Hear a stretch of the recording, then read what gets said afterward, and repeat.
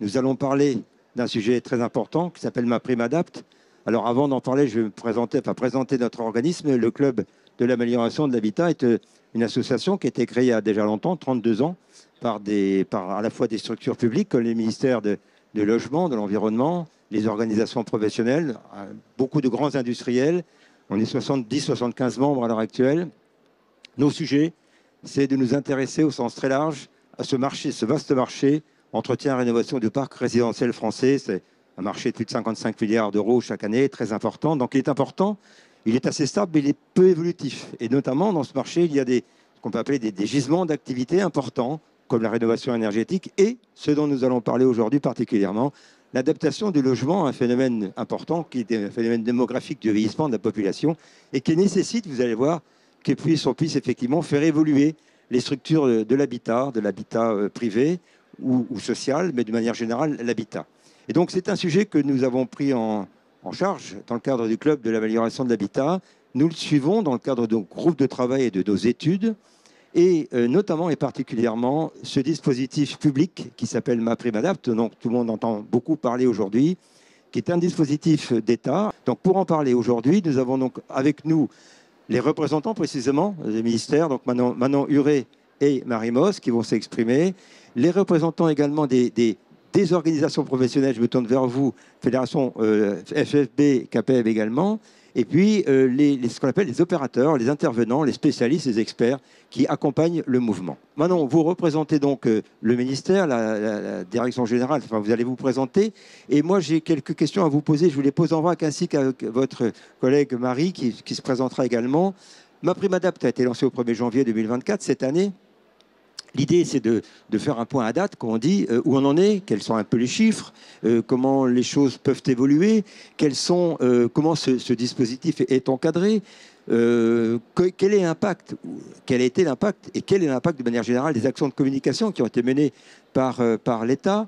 Voilà, donc de manière générale, Manon, c'est un point officiel sur ce dispositif vu du côté du ministère. À vous la parole. Bonjour à tous. Merci Jean-Pascal de nous avoir conviés à cette table ronde. Alors, je vais juste commencer mon intervention par une petite question. Qui, dans cette salle, ne connaît pas le dispositif MaPrimeAdapt? Ne sait pas de quoi on parle? Ok, parfait. Donc, on est dans un salon grand public, donc je ne savais pas si j'aurais plutôt la sphère professionnelle ou plutôt du grand public, donc très bien. Donc, je vais passer très vite sur les éléments un peu de cadrage du dispositif, puisque je pense que vous les connaissez tous très bien. En fait, MaPrimeAdapt, c'est bien une aide qui vise, une nouvelle aide qui vise à accélérer l'adaptation des logements au vieillissement. On l'a mise en place dans un contexte de transition démographique galopante, où on sait qu'on a 35% de la population qui, à horizon 2050, aura plus de 60 ans, et que face à ça, on a moins de 10% des logements qui sont adaptés. Donc voilà, on a un vrai saut, passage à l'échelle à faire. Et donc avec MaPrimeAdapt, ce qu'on souhaite, c'est déjà simplifier la vie des demandeurs, puisque en fait, on a créé un dispositif unique qui remplace les 4 dispositifs qui sont décrits là, qui sont les dispositifs anciens qui intervenaient de manière curative sur ce sujet. Et on a également mis plus d'argent sur la table pour vraiment faire un vrai effet levier et massifier l'adaptation. De manière très rapide, puisque vous connaissez le dispositif, ce dispositif, il est ouvert largement à tous les plus de 70 ans. Quelle que soit leur fragilité, leur santé, etc., dans une logique de prévention. Et on l'a aussi ouvert aux personnes handicapées et aux personnes âgées de 60 à 69 ans sous condition de GIR pour continuer à répondre à un besoin dans une logique plus curative. Le dispositif, à ce stade, il cible les publics les plus précaires, modestes, très modestes, qui vivent dans le parc privé. Donc c'est important, MaPrimeAdapt, c'est uniquement pour le parc privé, ce n'est pas pour les gens qui sont en HLM dans le parc social. Et on a un dispositif très simple, puisqu'on va financer un plafond de travaux, une assiette de travaux de 22 000 euros à hauteur de 70% quand on est un très modeste et 50% quand on est un modeste. Donc si vous êtes un public modeste, ça signifie que vous pouvez avoir jusqu'à 11 000 euros de subvention pour financer vos travaux.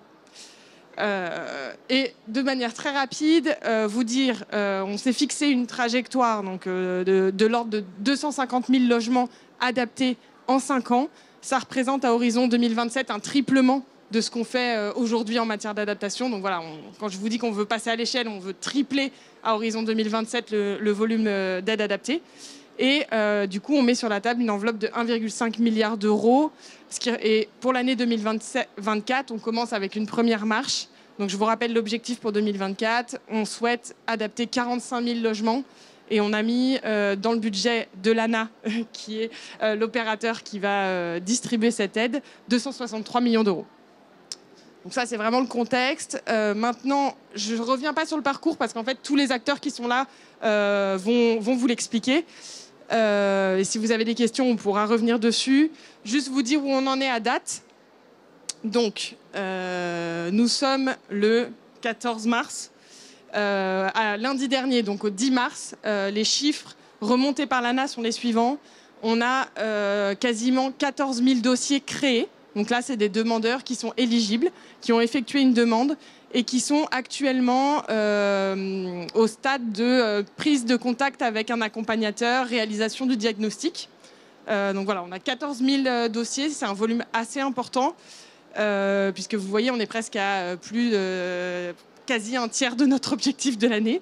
C'est une bonne nouvelle. Néanmoins, à ce stade, ça ne se traduit pas encore en ce qu'on appelle les dossiers déposés, c'est-à-dire des dossiers pour lesquels il y a eu le passage de l'AMO, les devis qui ont été posés et l'ensemble du dossier administratif qui a été monté et déposé à l'ANA. Donc en termes de dossiers déposés, la dynamique pour l'instant ne se traduit pas. Mais c'est normal, on n'est qu'à 2 mois et demi. Et donc, on va être très attentif avec l'ANA et notamment les accompagnateurs à ce que ce volume de dossiers créés, cette bonne dynamique se traduise bien en dossiers déposés.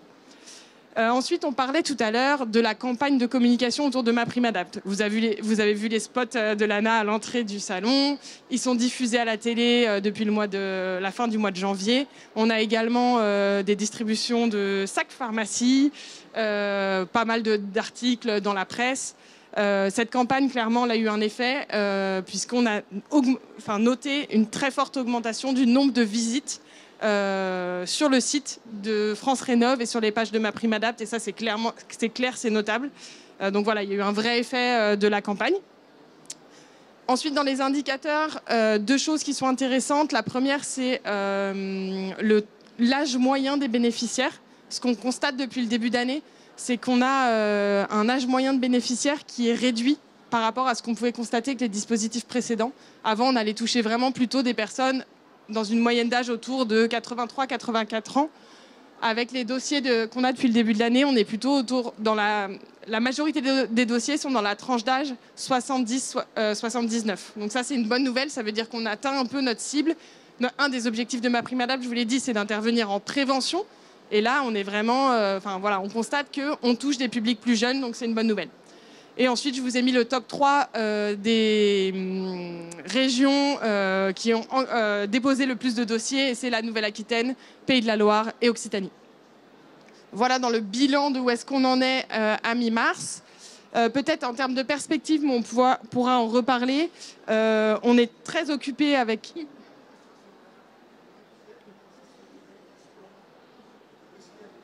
En fait, je suis désolée, monsieur, on prendra les questions après, parce que sinon on va pas s'en sortir.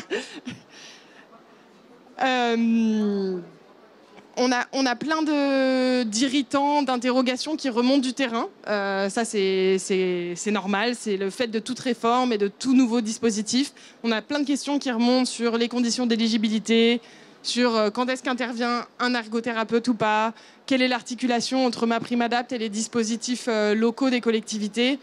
Sur ces points-là, on est bien sûr au contact avec les opérateurs, avec les collectivités, avec les réseaux de l'ANA au niveau local pour justement bien clarifier la doctrine et faire en sorte que les choses soient fluides. Forcément, ça prend du temps. On a des formations à venir sur ce sujet. Vous dire aussi qu'en termes de perspective, on travaille beaucoup sur la question du reste à charge. MaPrimeAdapt, ça laisse un reste à charge. Il y a 30% pour les très modestes, 50% pour les modestes. Donc il faut forcément aller chercher des cofinanceurs. Donc bien sûr, il y a les collectivités qui sont là. Elles ont toujours été là et elles vont continuer à financer le dispositif. Néanmoins, on va quand même, on est en train aujourd'hui de faire le tour des potentiels autres financeurs qui pourraient intervenir, notamment les mutuelles, les organismes de prévoyance, les réseaux bancaires, pour vraiment les embarquer avec nous et faire en sorte qu'ils financent aussi cet enjeu de l'adaptation du logement. Et peut-être en termes de perspective à moyen long terme, on est aussi en train de travailler avec les acteurs de la filière, notamment France Silver Eco et les deux fédérations qui sont là, les deux fédérations du bâtiment, donc FFB CAPEB, pour essayer d'identifier les freins, les besoins, les attentes des professionnels du bâtiment et trouver des solutions et des leviers aussi d'accélération pour accompagner le dispositif. Et on travaille actuellement sur deux briques vraiment très concrètes. La question de la formation. Comment on fait pour mieux former les artisans à la question de l'adaptation des logements, mieux les sensibiliser, les amener sur ce marché qui monte. Et la question du référencement. Comment on rend les artisans qui sont intéressés par la question de l'adaptation et qui sont formés, expérimentés sur ça, visibles pour à la fois les usagers, les bénéficiaires, mais aussi peut-être pour les AMO, les ergos. Donc voilà, c'est un autre point concret, très concret, sur lequel on essaye d'avancer. Alors, je vais me tourner maintenant donc vers les organisations professionnelles qui représentent les métiers du bâtiment, les spécialistes, donc FFB CAPEB, qui portent également les labels de qualification métier.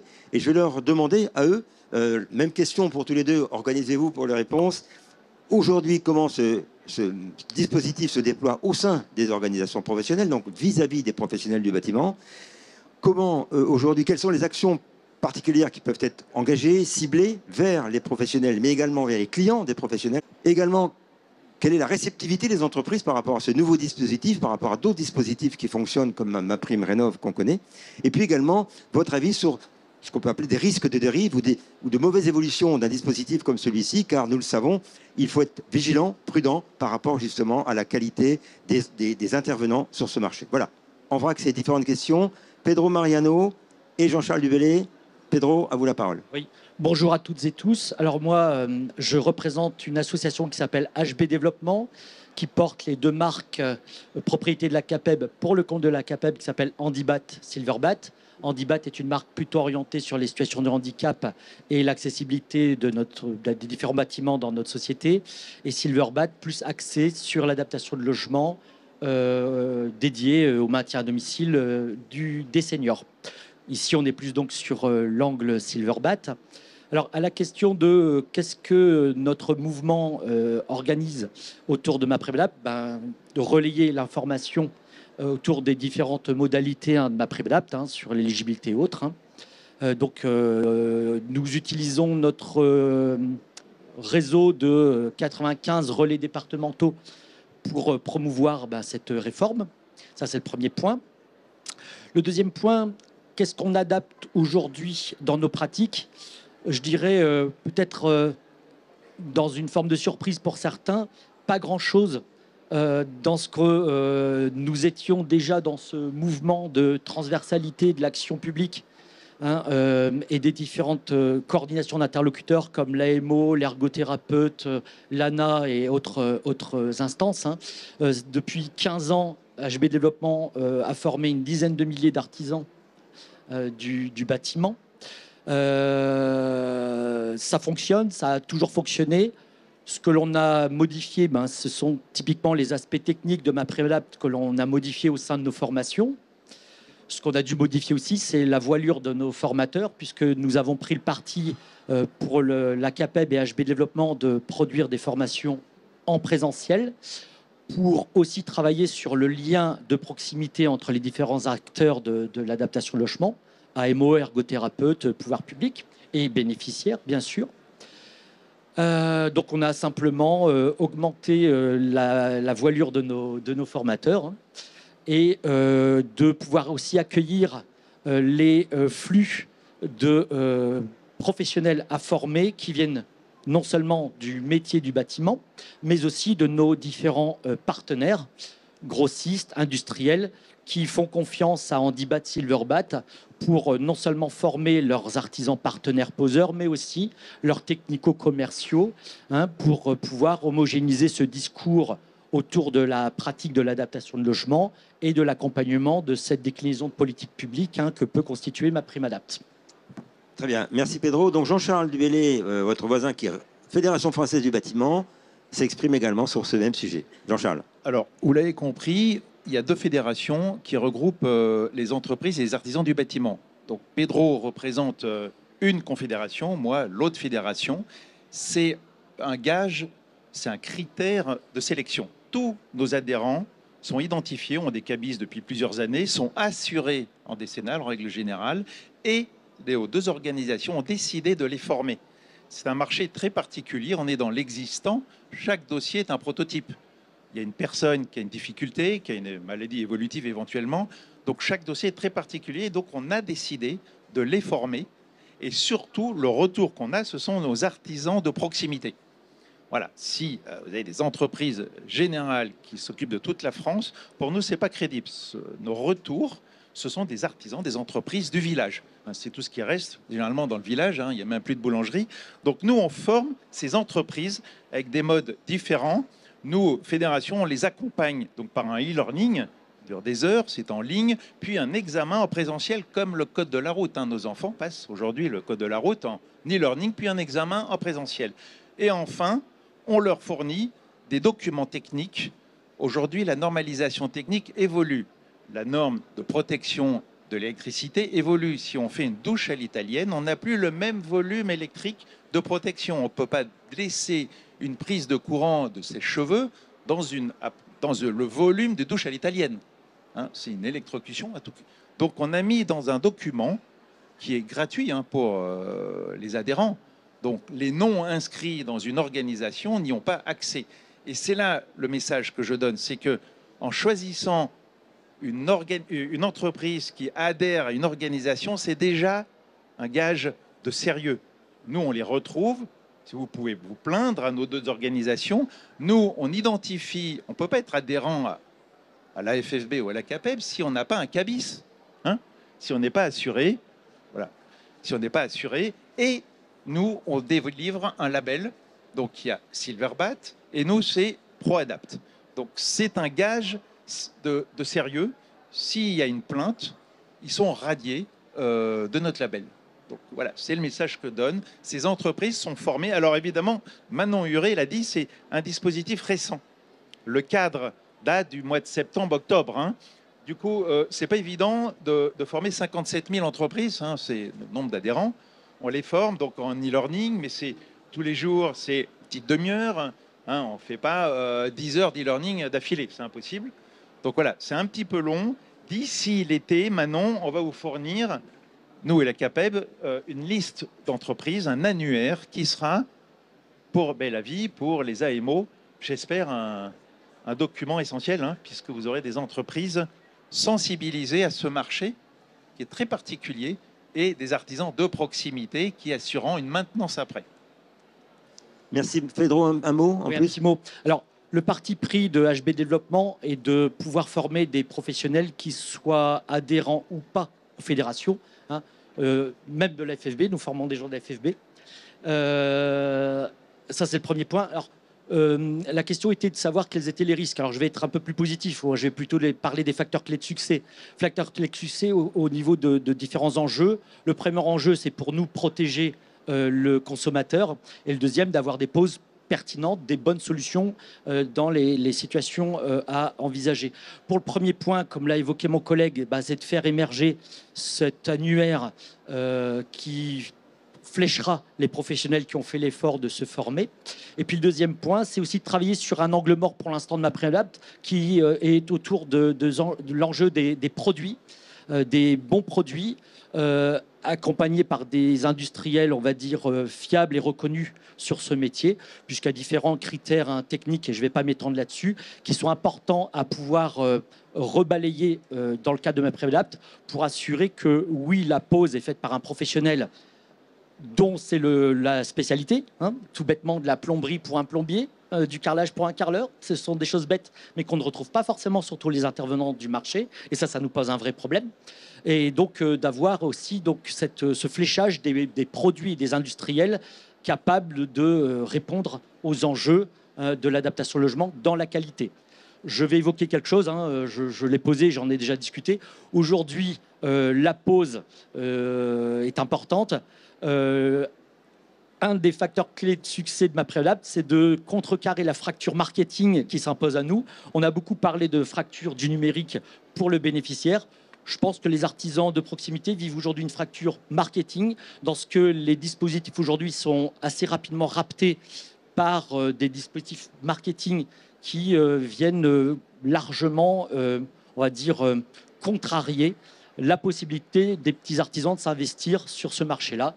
Je l'ai posé, j'ai commencé déjà à en discuter avec les différentes instances et de mes petits copains AMO, et je pense que c'est un point à travailler ensemble pour faire que MaPrimeAdapt soit un succès de masse. On est en face d'un marché qui est un marché naissant, on l'a dit, 10% de l'habitat qui est équipé. On a plusieurs millions de logements qui vont devoir être équipés. Tout le monde devra le faire parce que cette vague démographique, elle compte 100% de la population française qui va dépasser les 62 ans, les fameux baby-boomers.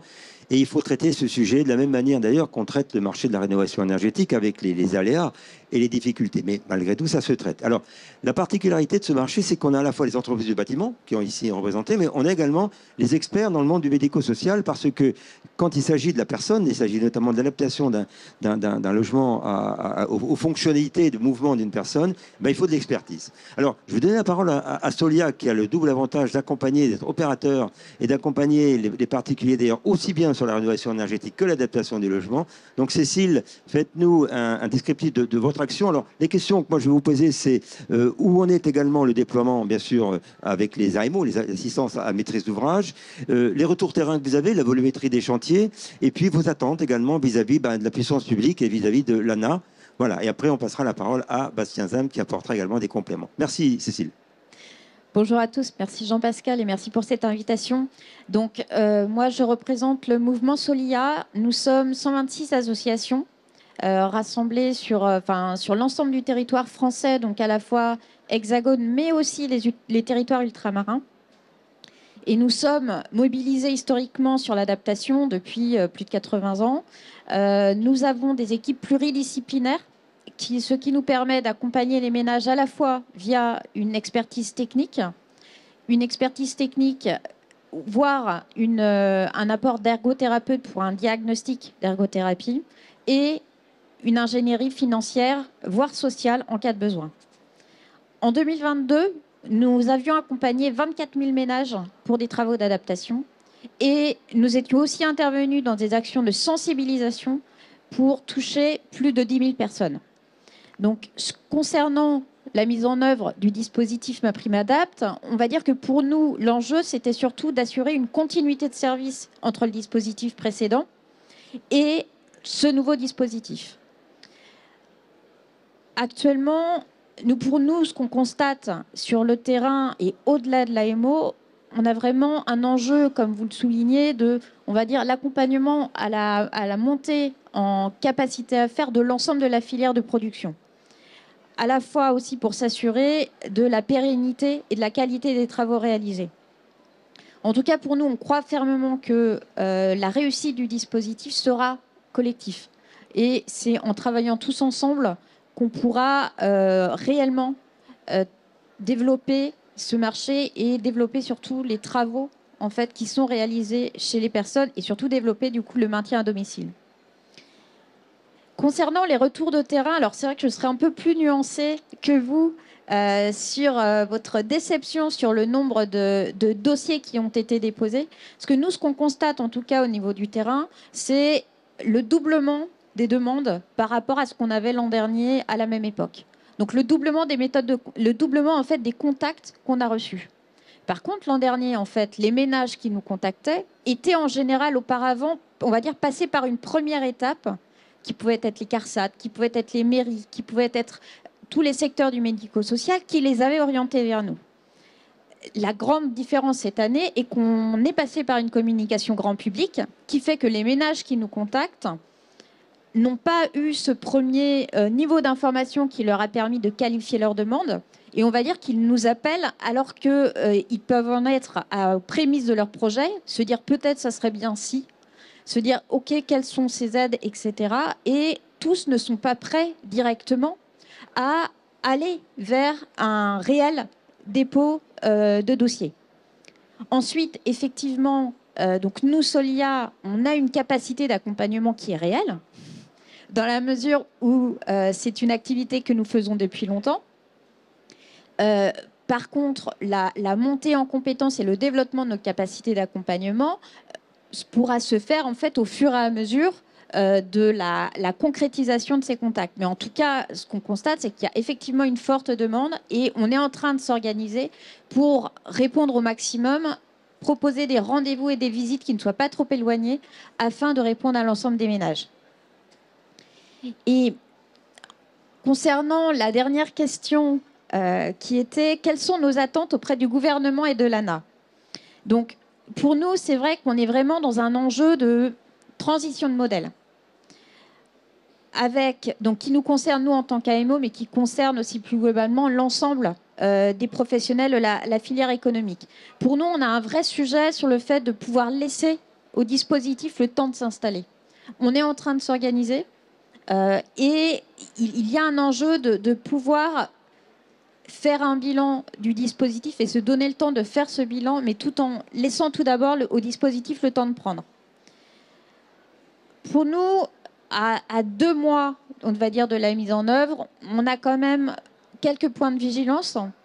Tout d'abord, les enjeux concernant l'encadrement du dispositif. Parce que les personnes âgées et les personnes handicapées sont un public qui est particulièrement vulnérable. Et pour nous, la massification et le développement des chantiers ne prendra pas si on constate aussi le développement des fraudes. Donc clairement, nous, Solia, on a cette posture de tiers de confiance. Nous sommes un acteur associatif et notre objectif, c'est vraiment de mettre les besoins du ménage au centre de notre approche.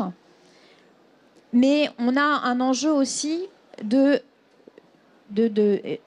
faire en sorte que ce dispositif soit à la hauteur pour éviter les fraudes et les abus. Et ça, plusieurs pistes nous semblent importantes. Par exemple, peut-être travailler avec les collectivités territoriales. Je sais qu'on travaille ensemble avec les acteurs et les professionnels du bâtiment sur les territoires pour faire des journées de formation, information qui nous permettent de mieux se connaître, travailler l'interconnaissance, comprendre les contraintes et essayer ensemble, en fait, de lever les difficultés pour accélérer les processus. On va avoir aussi, nous, un sujet sur comment on peut mieux préciser, alors ça va être un petit peu technique, hein, mais les enjeux qui tournent autour du mandat administratif. Et ça, c'est un sujet, alors je sais que mon collègue va en parler tout à l'heure, mon confrère va en parler, donc je ne m'étendrai pas, mais en tout cas, en l'état, pour nous, c'est vrai que le mandat administratif, quand il est accordé à un artisan, n'apporte pas de réelle plus-value pour le bénéficiaire et au contraire, complexifie les enjeux de l'intervention de plusieurs entreprises et complexifie beaucoup la qualité de notre accompagnement. Donc, pour finir, pour nous, le dispositif MaPrimeAdapt', c'est vraiment le dispositif socle de l'enjeu du virage domiciliaire. Et par contre, si c'est le dispositif socle, il est nécessaire de travailler aussi sur d'autres sujets qui sont nécessaires pour permettre un réel bien vieillir chez soi. Tout d'abord, les enjeux de prévention et aussi le lien avec l'ensemble des services de maintien à domicile. Parce que, au-delà de l'adaptation de l'habitat, il y a un enjeu de pouvoir réellement continuer à avoir une vie dans tous ses aspects. Une vie sociale, une vie collective, pouvoir sortir de chez soi, pouvoir manger et pouvoir avoir des loisirs. Merci beaucoup Cécile de cette vision complète, transparente, objective et sincère de cette situation. Alors, on va donner la parole à l'expert de l'ergothérapie, notre ami Bastien Zimb, qui est effectivement ergothérapeute de métier, mais qui a également beaucoup de fonctions qu'il va nous décrire et qui nous apporte son regard. Alors moi, la question que je vous pose, Bastien, c'est comment aller plus loin sur la question de la qualité et les garanties qu'on peut apporter aux bénéficiaires. On a parlé de ce public fragile ou vulnérable. Voilà, on va parler de cela. Alors décrivez-nous votre fonction également, hein, à quel titre vous intervenez et votre point de vue sur cette question. Merci beaucoup.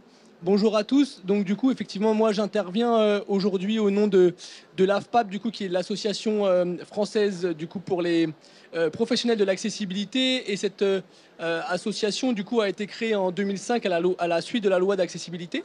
Avec du coup 3 grands objectifs qui du coup étaient de représenter les structures auprès des pouvoirs publics, de pouvoir travailler sur l'innovation d'accessibilité et de faire respecter les bonnes pratiques.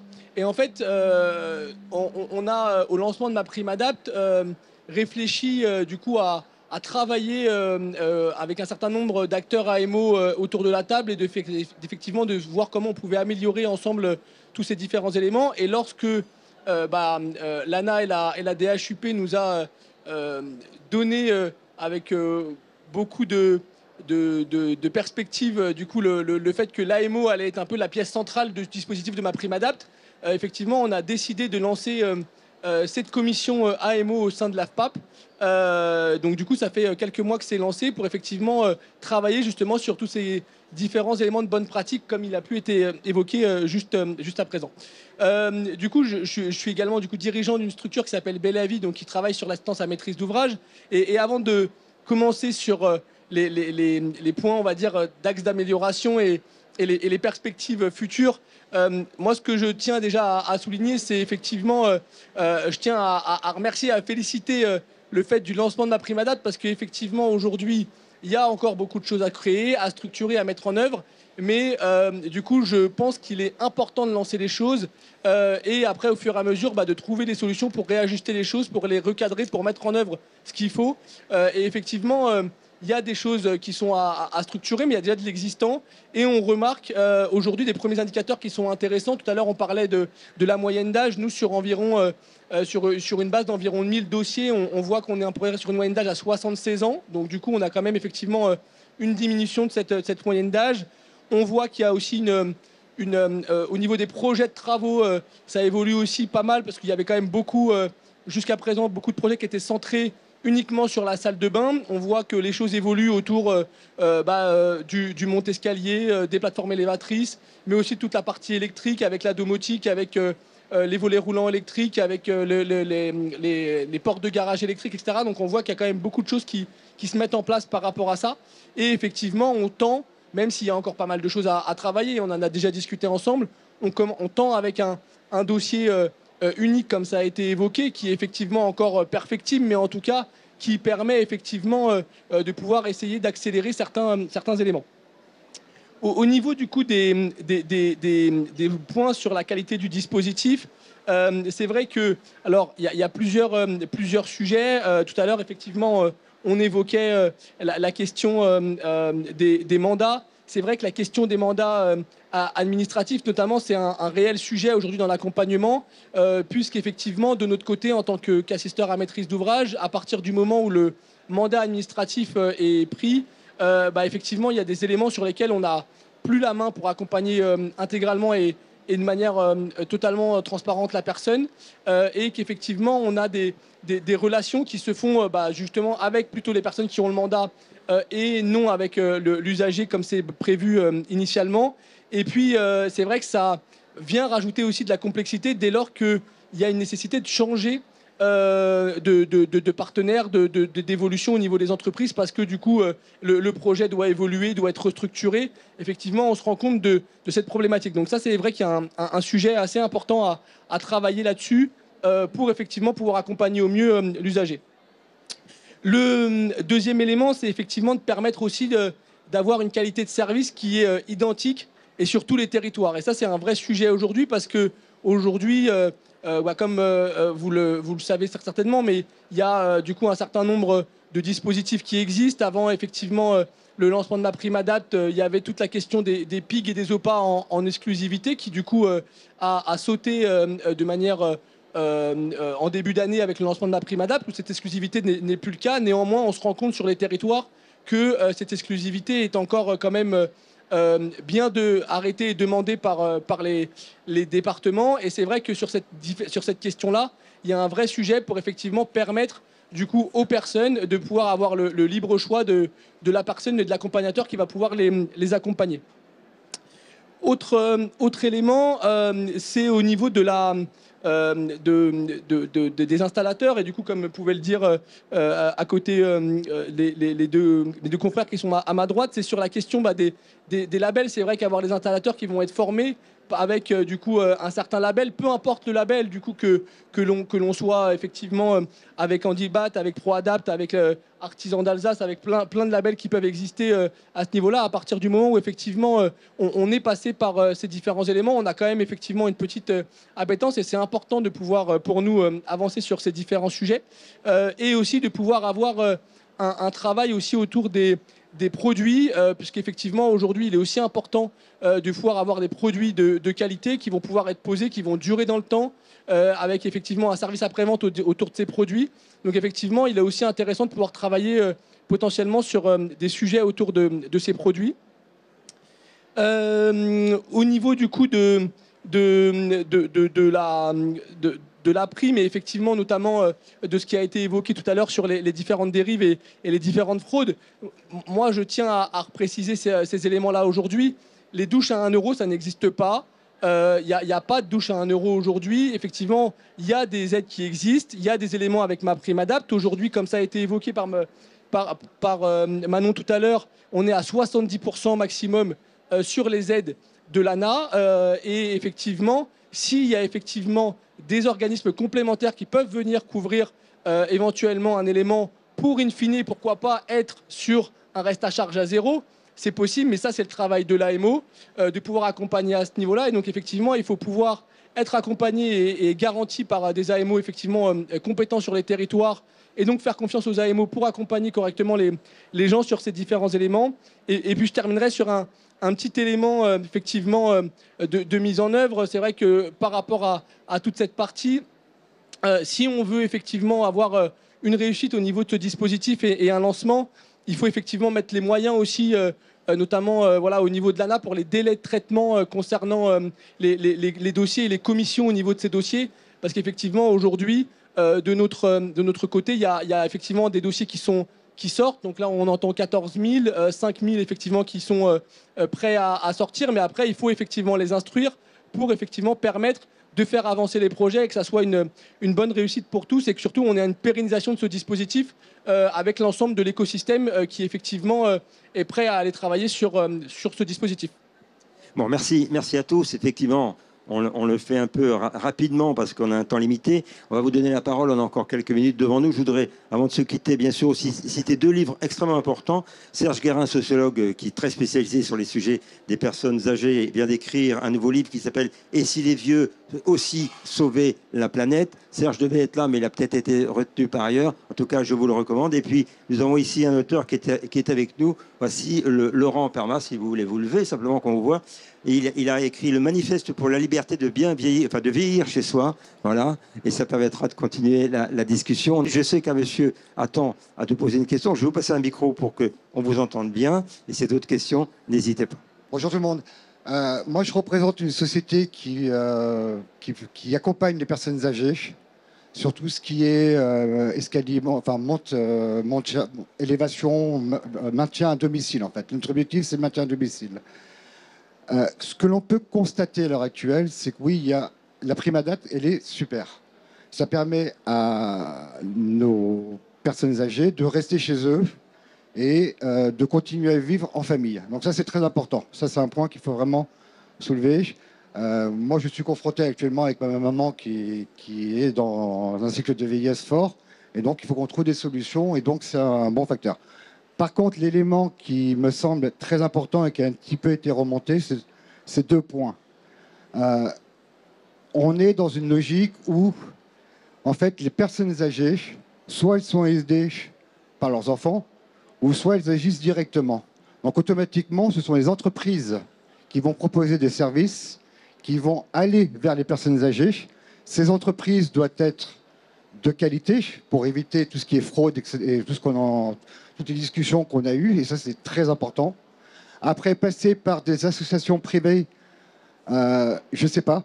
Par contre, passer par des labellisations nationales, ça, c'est intéressant. Je suis désolé, mais je le dis comme je le pense. Après, derrière, parce qu'après, c'est des centres d'intérêt qui peuvent être biaisés.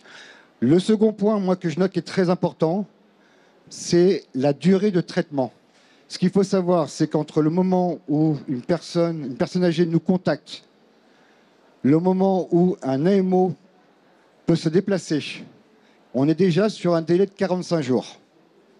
Entre le moment où on prépare le dossier, on fait la visite, le rapport de l'expert pour valider la solution qui est proposée soit écrit et qui permet de constituer l'ensemble des pièces pour l'ANA, on est sur 45 jours. Ensuite, à ce jour, on reste sur des décisions en comité d'une fois par mois pour traiter une masse de dossiers qui commence à devenir très important. Là, on a vu, il y a 15 000 dossiers qui ont été ouverts. 15 000 dossiers sur des instances mensuelles, ça paraît faible. Ça, c'est le premier point. Et le deuxième point, c'est qu'on sait tous que c'est une filière qui est en transformation. Être en transformation, ça veut dire qu'on a des acquis. Je parle des acquis, c'est au niveau des départements. Chaque instance ANA, au niveau de chacun des départements, a sa façon de travailler, a ses acteurs privilégiés, a une façon de travailler qui n'est pas normalisée, urbanisée. Et je pense que cet élément est un élément qui peut détruire la phase d'accélération pour permettre en fait aux personnes âgées ou aux personnes nécessitant, je dis handicapées, personnes âgées, enfin toutes les personnes dont on sait qu'elles sont dans le besoin, de pouvoir accéder à un produit rapidement. L'objectif quand même, c'est d'accompagner ces personnes avec un délai court. Bon. Là, à l'heure actuelle, les estimations que l'on a, on est plus sur du 5 à 6 mois. Voilà. Merci beaucoup. On a parfaitement bien compris ces questions. On va vous répondre. Est-ce qu'il y a d'autres questions qu'on peut prendre à la volée éventuellement pour regrouper des réponses, ou est-ce qu'on s'en tient là et il y a un certain nombre de réponses à apporter? Alors, qui veut répondre? Pardon, j'ai vu une main se lever. Allez-y. Bonjour, Lisa de la société Dom et Vie. J'avais une petite question. Est-ce que vous avez une idée sur le budget qui a été utilisé à date? Et si c'est le cas, disons que le budget sera utilisé avant la fin de l'année, est-ce qu'on a la possibilité de déposer encore les dossiers? Voilà, merci. Merci, une bonne question également. Directement à Manon. Alors, je vais répondre sur 2 points. Sur les délais de traitement. En fait, il faut bien comprendre, quand on parle de délai, tout le monde se retourne vers l'ANA. Parce que c'est l'ANA qui paye le chèque à la fin. Sauf qu'en fait, il y a beaucoup d'interlocuteurs qui interviennent. Il y a le premier contact, il y a l'accompagnateur, il y a les artisans, il y a l'ANA qui instruit au moment de l'engagement, il y a l'ANA qui instruit au moment du paiement. Bon. En fait, tout ça, c'est partagé. Le délai, l'ANA, globalement, là, j'en reparlais avec Marie en parallèle, en moyenne, le traitement entre le moment où un dossier est déposé et le moment où il est instruit par l'ANA, c'est en moyenne 3 semaines. Donc c'est quand même... Vous pouvez critiquer, mais c'est parce que tout ça, c'est du ressenti. En fait, c'est 3 semaines pour l'ANA, sauf que derrière, il y a un petit bout qui est pris par l'AMO, il y a un petit bout qui est pris par l'artisan, il y a un petit bout qui est pris par la collectivité. Et en fait, c'est pour ça qu'on parle de MaPrimeAdapt depuis longtemps. Je pense que ça fait plus d'1 an qu'on en parle. On a donné des trajectoires, des perspectives très tôt à tout le monde pour que les gens s'organisent. Parce qu'en fait, le délai, il sera raccourci si tous les gens se connaissent bien, qui sont bien coordonnés et qui travaillent ensemble dans la confiance et de manière fluide. Et c'est ça qui va faire en sorte de réduire le délai pour l'usager au final. Donc oui, l'ANA a sa part du travail à faire, mais tout le monde, en fait, dans cette salle, puisqu'il y a très peu de seniors, on est tous des professionnels investis là, tout le monde a sa part à faire sur le délai, en fait. Voilà. Et ensuite, sur le budget. Donc, à date, le budget... Alors, parce que il y a 2 types de budget. Hein. Il y a le budget d'engagement, il y a le budget de paiement, mais je crois qu'on était...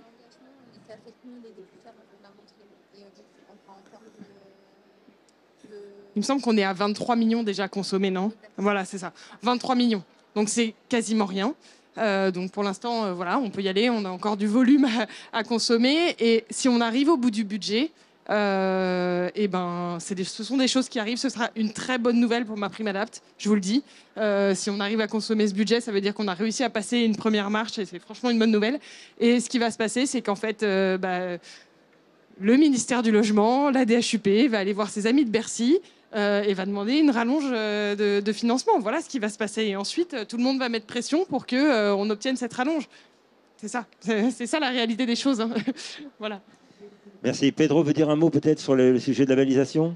Oui, je suis complètement d'accord avec Manon sur l'idée qu'on est tous responsables de cette partie délai global. Je suis aussi un fervent de la transversalité, de travailler ensemble et autres. Et cette confiance-là, et on en a parlé tout à l'heure, cette confiance-là, elle doit se fabriquer, elle ne peut pas être incantatoire. Et dans cette partie de fabrication, c'est de sécuriser le parcours, certes, pour le bénéficiaire, et c'est l'objectif de tous ici dans la salle, mais aussi de sécuriser le parcours pour les professionnels du bâtiment qui peuvent se confronter à des différents obstacles qui font que... Quand tout à l'heure tu m'interrogeais sur les facteurs clés de succès, les artisans doivent avoir confiance dans le dispositif. Aujourd'hui, c'est pas qu'ils en sont pas méfiants, mais ils attendent de voir comment aussi le dispositif permet de sécuriser leur devis, pour être très clair, hein, du bout de la chaîne autre. Donc c'est vraiment quelque chose c'est vraiment une boucle entre nous à engager, hein, et ça passe par quelques modalités qu'on proposera dans le dispositif pour faire que tout le monde y aille franchement. Bon, merci. Il y a peut-être encore des questions. On n'a plus beaucoup de temps parce qu'on va faire virer, hein. Je vous le dis tout de suite. Allez-y. Oui, moi j'ai une petite interrogation, en tout cas une vigilance, c'est la stabilité du dispositif. Parce qu'on le voit avec la stabilité de MaPrimeRénov' et tous les changements qu'il y a pu y avoir et le blocage que ça a pu provoquer sur le terrain. Et donc sur MaPrimeAdapt', il faut faire attention à ne pas reproduire le même phénomène en fait. Alors une question, vas-y, réponds, Cécile. Non, je voulais juste insister sur les enjeux du rôle de l'AMO. Parce que l'assistance à maîtrise d'ouvrage, c'est quoi? C'est quelqu'un qui vient chez le ménage faire un diagnostic neutre, qui permet d'identifier les besoins en termes d'adaptation, mais d'identifier aussi si la personne elle a des besoins autres, par exemple de la rénovation énergétique, etc. Et ça permet de faire une proposition de programme de travaux qui est aussi global, qui correspond aux besoins du bâti, aux besoins du ménage, avec bien entendu une priorisation dans le temps. Et effectivement, ça peut avoir l'air long, mais au final, on gagne du temps. On gagne du temps pourquoi? Parce que si on a ce vrai travail, on va dire, de mise à plat des besoins de manière neutre, déjà, ça permet à la personne de mieux s'approprier les travaux qui vont être faits chez elle. Ça permet aussi d'avoir des travaux qui correspondent réellement aux besoins de la personne et derrière d'avoir des travaux qui sont plus pérennes et permettent de mieux garantir le bien vieillir à domicile. Donc, et je voulais rebondir aussi sur ce qu'a dit notre camarade des fédérations du bâtiment. Effectivement, sur ces enjeux de la réduction des délais, ce sont l'ensemble des acteurs qui doivent être mobilisés. Nous, au niveau de l'AMO, on essaye de faire en sorte, là déjà, de répondre à l'ensemble des personnes qui nous appellent, de pouvoir fixer un horizon et de fixer des visites, et aussi de travailler avec les entreprises qui travaillent sur les différents territoires pour pouvoir à la fois avoir des devis rapidement et des devis aussi qui correspondent aux besoins. Et c'est vrai que c'est pour ça que j'insistais tout à l'heure sur le fait que la réussite du dispositif, elle se fera vraiment tous ensemble. Donc voilà, en tout cas, nous, au niveau des AMO, c'était juste ça ce que je voulais préciser. Marie, tu veux dire un mot? Oui, juste pour finir, effectivement, en ce qui concerne tout ce qui a été dit sur les critères, l'aide à démarrer, on n'a pas tout posé tout de suite et on a des temps qui sont préparés avec les AMO, des temps qui sont dédiés avec les artisans pour justement réfléchir à comment on peut améliorer encore plus les dispositifs et on a fixé des temps, on a fixé des rendez-vous pour se rencontrer. J'entends aussi ce qui est dit sur ce problème du rôle du mandataire hein, qui peut apporter des confusions et on a aussi des temps qui sont fixés avec les deux socles de notre dispositif qui sont les artisans et les AMO ensemble justement pour redéfinir le rôle et la place de chacun.